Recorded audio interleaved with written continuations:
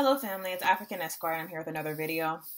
What I want to talk about today is something in light of a lot of what has been going on this past week with Kanye West. And this week it was Kanye West, but next week it'll be someone else, because every week there's someone else inside of the black entertainment industry or the black athletics or black something, someone with the spotlight who's black who's going to say something or do something that we perceive as cooning. Now, I'm going to talk about why I personally have chosen not to go on the road or take the avenue of essentially going out and calling people coons, regardless of if I do or I do not agree with them, or even if I do believe that that person is in fact being used by white supremacy as a vehicle for which white supremacy can be expanded through. Even in such cases, I personally have chosen to refrain from labeling and name calling. Now, the first thing I think that we have to figure out, and this is for each and every one of us individually, we have to figure out, what do I perceive my role as being in black liberation? Am I someone who's going to sit on the sidelines, or am I someone who's going to fight for black liberation? And I hear a lot of people, they'll say, yeah, well, I'm going to fight whenever it's, whenever I get the chance or whenever something comes up, or, I have to take care of my house first, I have to take care of my kids first. And when people say that, I always wonder, what do you perceive as taking care of your kids? Because ultimately, we're living inside of a world where your kids, if you have black children, you have children who are very vulnerable to so many abuses of the system. You have children that are vulnerable to the prison industrial complex. You have children who are vulnerable to police brutality. You have children who are vulnerable to the education system, which is purposely created to indoctrinate them for the purpose of self-hatred so that they do not further African advancement. You have so many things that are going against your children. So when people say, well, I have to take care of my house first, this is actually a part of taking care of your house. So what is your role personally? Are you someone who's very serious about it and going to do what you can for black liberation? Or are you someone who's going to jump in whenever it's convenient? Now, I'm assuming that a lot of us want to do something, want to be actually people who are fighting in the fight for liberation from exploitation and oppression. Now, if you are one of those people, an important question that I think you should ask, and I'm assuming that most of us use social media, as I am on social media right now, most of us use social media for whatever times we try to voice our opinion or voice our dissent of something that happens. My question for you would be, for you to ask yourself, is whenever you're posting things online, whenever you're making a YouTube video, or you're posting things on Facebook, on Instagram, wherever you post things, the first question you should ask is, does posting this advance black liberation? Does me going off on Steve Harvey for meeting Donald Trump advance African liberation? If it does not advance African liberation, then why am I doing it? The answer, more than likely, again, is that you want to feel good about the fact that you feel betrayed. You might feel betrayed by Kanye West. You might feel betrayed by Floyd Mayweather. You might feel betrayed by a lot of these people. And the natural thing, the natural human inclination is, whenever you've been attacked, or even if you have been hurt or wronged by someone, you want to come back with equal or more force against that person. And so it might seem like you're doing something to advance black liberation by going off on these people and calling them Coons, calling them Uncle Toms or whatever. You might feel good saying that. You might feel like you're actually doing something for the community. But if you stop and ask the question, what does labeling Kanye West a coon do for black liberation? Well, you might say it will shame people who think similarly. Well, how is shaming them going to, how is that going to advance black liberation? More than likely, people, if they really feel strong about something, they're going to believe what they're going to believe. So going out and trying to cause dissent inside of the community for the purpose of revenge, really, it doesn't do anything to further our purpose. Our purpose is to be free from white supremacy. Our purpose is not to be uniform in how we assess things, and our purpose is certainly not to attack others who might feel differently about how to go about white supremacy than we do. Now, I want to go to my to me, the greatest black thinker in American history, and that is Malcolm X. He said something that I thought was just so important about how we need to go about viewing people who think differently. So Malcolm said, do not be in a hurry to condemn do not be in a hurry to condemn because he doesn't do what you do or think as you think or as fast as you think. There was a time when you did not know what you know today, and that's very true. I am someone who is a huge example of this. Right now, I stand as someone who identifies as a Pan-Africanist. At one time in my life, I did not know what I know today. At one time in my life, I identified as a Republican, a conservative. I thought that this was the best way for our people. That was me at one time in my life. After that, I started identifying as a Democrat. After that, I started identifying as different things throughout my life. But ultimately, I did not know then what I know today. So how could I, who one time defined myself as a conservative or as a Republican, I'll tell you, a lot of the reasons why I thought that I was going to be that, or the reasons that I identified as that, are definitely rooted in self-hatred. So how can I, who once struggled with self-hatred, look at someone else who says the same things that I once said, and how can I be in such a hurry to condemn them? Because I've gotten the knowledge enough to know that that was self-hatred, how can I point at you and say that what you're doing is wrong, without also pointing at myself? Because again, that was me at one point. So, the fact that Malcolm even said this, I think, it speaks volumes, because if you follow Malcolm X, especially the evolution of Malcolm X, and I think more than any other leader, Malcolm is the person who shows what a full transformation looks like. I mean, he started off as a thug, drug dealer, like drug seller. He was doing all types of things, robbing, burglary. He started off as a criminal. Then he becomes this minister in the Nation of Islam, but then he becomes this Pan-Africanist advocate who sees the world so differently and is truly transformed from the inside out.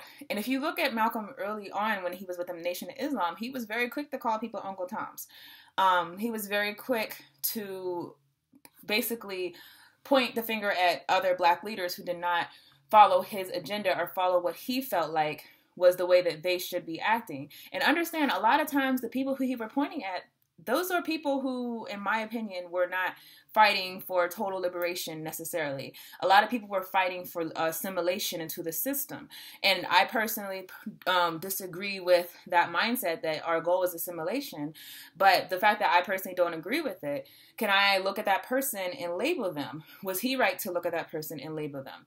But at the same time, you've seen the same person who at once felt that way and said these things come out when he comes back from Mecca and comes back from Africa. This same person is now saying, well, I know I was calling people Uncle Toms. I know I was calling them this and that and a third. But you know what? I am willing to work with all of you. As long as what you're doing is meant to have meaningful results to liberate our people, whatever you believe, whatever you do, I'm willing to work with you, which is a total transformation. So what I think Malcolm's seen in the end is that, number one, I don't know what you know. You don't know what I know. We all are on different spectrums as far as how much we know about the world, how much we know about African people, how much we know about our own liberation. However, if I am going to seek to actually build a united front against white supremacy, how can I do that if I am dissecting different people's beliefs and dissecting what you think or dissecting how you go about business? And I'm so busy dissecting what you're doing that we're not actually attacking our enemy. We all have a common enemy, all of us. So if you think about in the present instance, and I'm completely don't agree with, Kanye's statements, obviously, about slavery being a choice or whatever. But I see so many people spending so much more time dissecting Kanye West, dissecting why slavery was not a choice, which is like so stupid that it's even being discussed at this point. I mean, why are we even putting energy into what he said? If you have a brain and you understand the word slavery in the definition means by force. So the fact that people are even giving him the time of day and entertaining this thought by even debating with him or writing these articles about it is just beyond me. But if you look at it, so many people are so busy dissecting what he said that you're not even spending that much time, that much energy, that much social media. You're not getting that. You're not stuck talking about things that are going to actually do something for African liberation. So again, I ask you, before you go on Facebook or before you go on YouTube or before you go on anywhere talking about certain things that are a reaction to something that someone said that hurts you as a Black person, ask yourself, how is this going to advance Black liberation? Am I just getting this off my chest, or am I actually doing something that's actually targeted and actually strategic enough to actually do something to help our people to be free from white supremacy?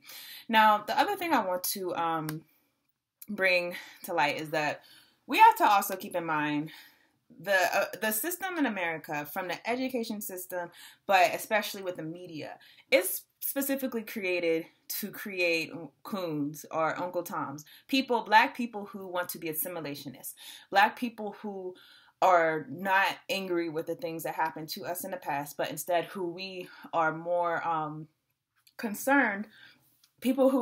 Black people who are more concerned with joining in with the oppressor rather than being free from the oppressor and liberating ourselves from the oppressor. The education system, the media, is literally created to put into us that this is how we want to live. This is who we want to be. So in the same way, most Black people would not say what Kanye West said. Most Black people would not identify with him. But I would say that in some type of way, you probably, as I probably, have ways that we act as assimilationists instead of being someone to totally separate from the system. So if you're saying that you are 100% don't do anything that is assimilationist, and understand, it could be paying money for certain movies, watching certain things on TV, putting your money into white businesses that do nothing for you, buying expensive things to make yourself appear to be something, or appear to be something close to white. There are little things that we do that are forms of assimilation. So I would say, who gets to decide what the line is? What is the line that says that when we have so many people, professional Black people, who go into these business spaces and they change the way that they talk, and they change the way that they dress, and they try to assimilate into the system, but then when they leave, it's like, okay, I'm down, I have my braids out now, I can, talk how I want, I can talk slang, I can do this, I can do that. What is the line that we draw? How is it that that person who has done some assimilation for the purpose of advancement, how do we not label you, but we label some people because they've gone further with it? Who gets to decide where it starts and where it ends is what I'm trying to say. And really, my thought is that we should be concerned with liberating ourselves so that we don't have to assimilate. Because honestly, the way that everything is set up, if you are African in America or African in Europe, but even Africans in Africa, honestly, when you think about how the ones who are successful in Africa, they are successful for the most part because of their alliances, either with the governments or with corruption, or because their alliances with Europeans. So understand that all of us, America, Africa, Caribbean, wherever you are, we are all put in a position that we have to assimilate in some type of way in order for us to have livelihood. If you are an American and you absolutely abhor some of the things that is done in this country, guess what? And if you still have to go out and work and do something that's going to put money into McDonald's or some enterprise or whatever, you are put in a position where you are forced to assimilate. That is what we are. We are forced to assimilate into the system in some type of way. If you're an athlete, you are forced to assimilate inside of some type of sport, and a lot of these sports look like plantations. I am an attorney. I am forced to assimilate inside of certain ways inside of the legal system. We are all victims of being put inside of a system where we have to assimilate in order to survive. So when we say what is actually going to free us for African liberation, our goal should be, instead of judging the ways that we assimilate in different pockets, and some people want to and some people don't want to, that's fine.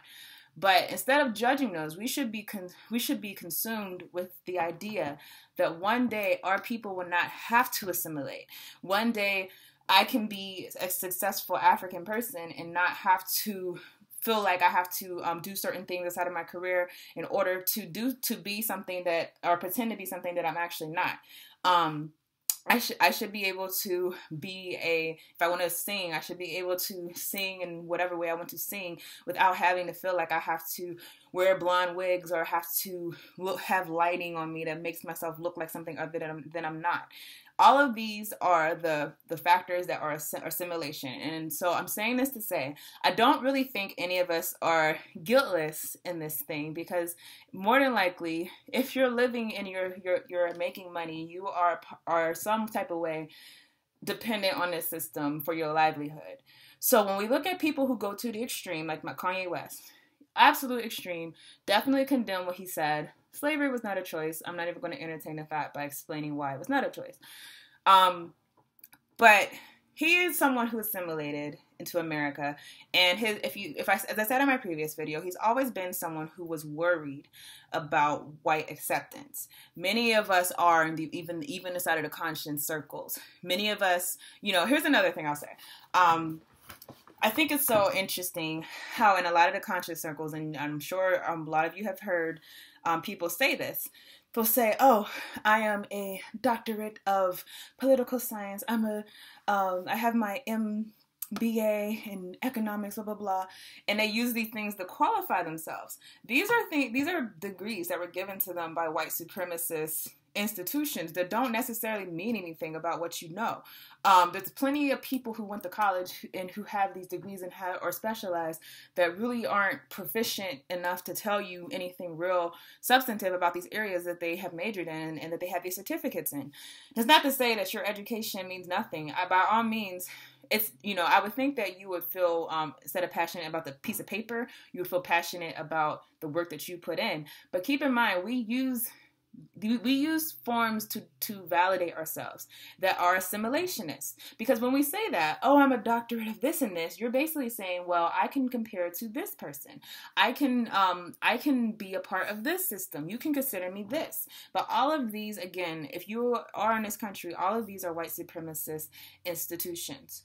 So I'm saying this to say, I'm encouraging us, do not get stuck in the cooning tirades. All of us are guilty at some point of our lives of doing something that was against our interests. All of us are at some point of our lives, and more than likely today, are in some way in a position that we are dependent on assimilating in some type of way. You can feel all you want about the war going on in the Middle East.